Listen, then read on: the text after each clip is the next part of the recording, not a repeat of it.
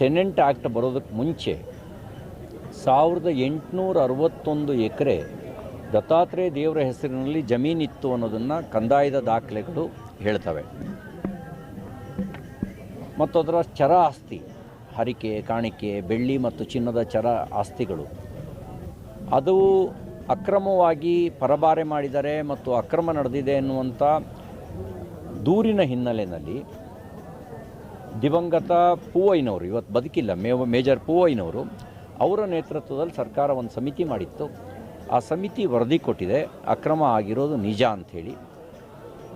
ಚರ ಆಸ್ತಿ ಪರಬಾರೆಯ ಜೊತೆಗೆ ಸ್ಥಿರ ಆಸ್ತಿ 1861 ಎಕರೆ ಜಮೀನು ಪ್ರಭಾವಿಗಳು ಕಬಳಿಸಿದ್ದಾರೆ, ನಕಲಿ ದಾಖಲೆಗಳ ಮೂಲಕ ದತ್ತಾತ್ರೇಯ ದೇವರ ಆಸ್ತಿಯನ್ನು ಕಬಳಿಸಿದ್ದಾರೆ ಅನ್ನುವಂಥ ದೂರನ್ನು ಈ ಹಿಂದೆಯೇ ನಾವು ಕೊಟ್ಟಿದ್ದು. ಈಗಾಗಲೇ ಸರ್ಕಾರ ಕಂದಾಯ ಅಧಿಕಾರಿಗಳು ಅಂದರೆ ರಾಜ್ಯ ಮಟ್ಟದ ಪ್ರಿನ್ಸಿಪಲ್ ಸೆಕ್ರೆಟರಿ ಮತ್ತು ವಿಭಾಗ ಮಟ್ಟದ ಕಂದಾಯ ಅಧಿಕಾರಿಗಳ ನೇತೃತ್ವದಲ್ಲಿ ಸಮಗ್ರ ತನಿಖೆ ನಡೆಸೋದಕ್ಕೆ ಈಗಾಗಲೇ ಸೂಚನೆಯನ್ನು ಕೊಟ್ಟಿದೆ. ಈ ಹಿಂದೆಯೇ ನಾನು ಆಗ್ರಹ ಮಾಡ್ತೇನೆ, ನಾವು ಅದಕ್ಕೆ ಆ ಕಮಿಟಿ ಸಾರ್ವಜನಿಕ ಅಹವಾಲುಗಳು ದಾಖಲೆಗಳ ಪರಿಶೀಲನೆ ಮಾಡಬೇಕು. ದತ್ತಾತ್ರೇಯ ದೇವರ ಹೆಸರಿನಲ್ಲಿ ಇದ್ದಂಥ ಟೆನೆಂಟ್ ಆ್ಯಕ್ಟ್ ಬರೋದಕ್ಕಿಂತ ಮುಂಚೆ ಇದ್ದಂಥ 1861 ಎಕರೆ ಜಮೀನನ್ನು ಕೂಡ ರೀರೆಸ್ಟೋರ್ ಮಾಡಬೇಕು ದತ್ತಾತ್ರೇಯ ದೇವರ ಹೆಸರಿಗೆ. ಮತ್ತು ಯಾರ್ಯಾರು ಅಕ್ರಮ ನಡೆಸಿದ್ದಾರೆ ಅದಕ್ಕೆ ಶಾಮೀಲಾಗಿದ್ದಂಥ ಅಧಿಕಾರಿಗಳಿರ್ಬೋದು, ಅಕ್ರಮ ನಡೆಸಿದವರು ಇರ್ಬೋದು, ಅವ್ರ ಮೇಲೆ ಕ್ರಮ ಕೈಗೊಳ್ಳಬೇಕು ಅನ್ನುವಂಥ ಒಂದು ಒತ್ತಾಯವನ್ನು ಈ ಸಂದರ್ಭದಲ್ಲಿ ತಮ್ಮ ಮೂಲಕ ನಾನು ಮಾಡಲಿಕ್ಕೆ ಬಯಸ್ತೇನೆ. ನಾನು ಹಿಂದೂ ಅಂತ ಹೇಳೋದು ಮತೀಯ ಅಂತ ಭಾವಿಸೋದು ಅಂತಾದರೆ ಕಾಮಾಲೆ ಕಣ್ಣಿಗೆ ಕಾಳೋದನ್ನೆಲ್ಲ ಹಳದಿ ಅನ್ನೋದು ಅವ್ರ ಮೇಲೆ ಆರೋಪ ನಾವು ಮಾಡಬೇಕಾಗತ್ತೆ. ಹಿಂದುತ್ವ ಅದು ಬಹುತ್ವವನ್ನು ಒಳಗೊಂಡಿರ್ತಕ್ಕಂಥದ್ದು. ನೆಲದ ಮೂಲ ಜೀವನ ಪದ್ಧತಿಯೇ ಹಿಂದುತ್ವದ ಆಧಾರದಲ್ಲಿ ರೂಪುಗೊಂಡಿರ್ತಕ್ಕಂಥ ಜೀವನ ಪದ್ಧತಿ. ಅದನ್ನು ಹಿಂದೂ ಯಾವತ್ತೂ ಕಮ್ಯುನಲ್ ಆಗೋಕ್ಕೆ ಸಾಧ್ಯ ಇಲ್ಲ. ಯಾಕೆ ಅಂತಂದರೆ ಇಲ್ಲಿ ಬಹುತ್ವವನ್ನು ಒಪ್ಪಿರ್ತಕ್ಕಂಥದ್ದು ಕೇವಲ ಜಗತ್ತಿನಲ್ಲಿ ಈ ಸನಾತನ ಪರಂಪರೆಗೆ ಸೇರಿದವ್ರು ಮಾತ್ರ.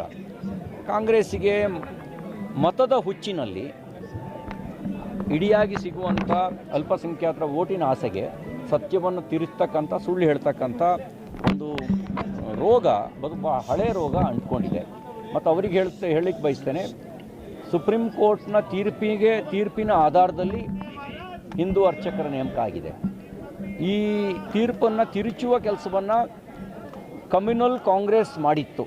ನಾಗಮೋಹನ್ ದಾಸ್ ಸಮಿತಿಯನ್ನು ರಚನೆ ಮಾಡಿ ಸುಪ್ರೀಂ ಕೋರ್ಟ್ನ ತೀರ್ಪನ್ನೇ ತಿರುಚುವಂಥ ಕೆಲಸ ಮಾಡಿತ್ತು. ನಾವು ಅದನ್ನೂ ನ್ಯಾಯಾಲಯದಲ್ಲಿ ಪ್ರಶ್ನೆ ಮಾಡಿದು. ನ್ಯಾಯಾಲಯ ಆದೇಶ ಕೊಡ್ತು ಹಿಂದೂ ಅರ್ಚಕರ ನೇಮಕ ಮಾಡಬೇಕು ಅಂತ. ಆ ಹಿನ್ನೆಲೆಯಲ್ಲಿ ಮಾಡಿದೆ. ಆರೋಪ ಮಾಡೋದಕ್ಕೆ ಮುಂಚೆ ಕಾಂಗ್ರೆಸ್ರು ಎಲೆಕ್ಷನ್ ಟೈಮಲ್ಲಿ ನಾನು ಹಿಂದೂ, ನಾವು ದತ್ಪೀಠಕ್ಕೆ ಬರ್ತೀವಿ ಅಂತ ನಾಟಕಾಡೋದ್ರ ಬದಲಿಗೆ ಸತ್ಯವನ್ನು ಎತ್ತಿಡಿಯೋ ಕೆಲಸ ಮಾಡಬೇಕು. ಆ ಸತ್ಯವನ್ನು ಎತ್ತಿಡಿಯೋ ಕೆಲಸ ಮಾಡಬೇಕು ಅಂತ ನಾನು ಅವರಿಗೆ ಆಗ್ರಹಿಸ್ತೇನೆ. ಸುಳ್ಳನ್ನು ಹೇಳಬಾರ್ದು, ಓಟಿನ ಆಸೆಗೋಸ್ಕರ ಸುಳ್ಳು ಹೇಳೋದನ್ನು ಬಿಡಬೇಕು ಅಂತೇಳಿ ನಾನು ಆಗ್ರಹಿಸ್ತೇನೆ. ಮತ್ತು ದಾಖಲೆಗಳನ್ನೇ ಪರಿಶೀಲನೆ ಮಾಡಿ ಅಂತ ಹೇಳಿದ್ದೇವೆ. ಪರಿಶೀಲನೆ ಮಾಡಿ. ಕಬಳಿಸಿರೋರು ಕಾಂಗ್ರೆಸ್ನವರು ಆಸ್ತಿಯನ್ನು, ಬಹುತೇಕ ಕಾಂಗ್ರೆಸ್ಸಿಗರು ಹೆಚ್ಚಿನ ಪ್ರಮಾಣದಲ್ಲಿ ದತ್ತಾತ್ರೇಯ ದೇವರ ಆಸ್ತಿಯನ್ನು ಕಬಳಿಸಿರ್ತಕ್ಕಂಥವ್ರು ಹೆಚ್ಚಿನ ಪ್ರಮಾಣದಲ್ಲಿ ಕಾಂಗ್ರೆಸ್ಸಿಗರು. ಅದರಲ್ಲಿ ಪ್ರಭಾವಿಗಳು ಕೂಡ ಸೇರ್ಕೊಂಡಿದ್ದಾರೆ. ಹೋಗುತ್ತಲ್ಲ ಅನ್ನೋ ಚಿಂತೆಗೆ ಸುಳ್ಳು ಹೇಳ್ತಾ ಇದ್ದಾರೆ. ವಾಸ್ತವಿಕ ನೆಲೆಯಲ್ಲಿ ದರ್ಗಾ ಬೇರೆ, ದತ್ತಾತ್ರೇಯ ಪೀಠನೇ ಬೇರೆ ಅಂತ ಅವರಿಗೂ ಗೊತ್ತಿದೆ. ಆದರೆ ಆಸ್ತಿಯನ್ನು ಹೊಡ್ಕೊಂಡಿದ್ದಾರೆ, ಕಬಳಿಸಿದ್ದಾರೆ. ಆಸ್ತಿಯನ್ನು ಹೊಡೆಯೋಕ್ಕೋಸ್ಕರ, ದತ್ತಾತ್ರೇಯ ದೇವರ ಆಸ್ತಿಯನ್ನು ಹೊಡೆಯೋದಕ್ಕೋಸ್ಕರ ಅವ್ರಿಗೆ ತೀರಿಸ ಅಬ್ಬಯ್ಯ ಅವರೇ, ನಿಮ್ಮ ಮನೆಗೆ ಬೇಕಾದ್ರೆ ನೀವು ಇಟ್ಕೊಳ್ಬೋದು, ನಿಮ್ಮ ಊರಿನ ಬೀದಿಗೂ ಕೂಡ ಟಿಪ್ಪುನ ಹೆಸರನ್ನು ಇಡೋದಿಲ್ಲ. ಅಂದರೆ ಕನ್ನಡದ ಆಡಳಿತ ಭಾಷೆ ಬದಲಿಗೆ ಪಾರ್ಸಿ ಭಾಷೆಯನ್ನು ಹೇರಿದವನನ್ನು ಯಾರೂ ಕೂಡ ತನ್ನ ಏರ್ಪೋರ್ಟಿಗೆ ಇಡೋದಿಲ್ಲ. ಕಾಂಗ್ರೆಸ್ಸಿಗೆ ಅಭಿಮಾನ ಇದ್ದರೆ, ನಿಮಗೆ ಅಷ್ಟು ಅಭಿಮಾನ ಇದ್ದರೆ, ಕಾಂಗ್ರೆಸ್ಸಿಗರಿಗೆ ಅಷ್ಟು ಅಭಿಮಾನ ಇದ್ದರೆ ನಿಮ್ಮ ಕಚೇರಿಗೆ ಟಿಪ್ಪು ಹೆಸರನ್ನ ಇಟ್ಕೊಳ್ಳಿ, ನಾವು ಯಾರೂ ಬೇಡ ಅಂತ ಹೇಳೋದಿಲ್ಲ. ಆದರೆ ಈ ನೆಲದ ಏರ್ಪೋರ್ಟಿಗೆ ಸೂಕ್ತವಾಗಿ, ಮೈಸೂರಿನ ಏರ್ಪೋರ್ಟಿಗೆ ಸೂಕ್ತವಾಗಿರ್ತಕ್ಕಂಥದ್ದು ನಾಲ್ವಡಿ ಕೃಷ್ಣರಾಜ ಒಡೆಯರ್ ಅವರ ಹೆಸರು, ಅವರ ಹೆಸರನ್ನು ಇಡಬೇಕು ಅಂತೇಳಿ ನಾನು ಆಗ್ರಹಿಸ್ತೇನೆ.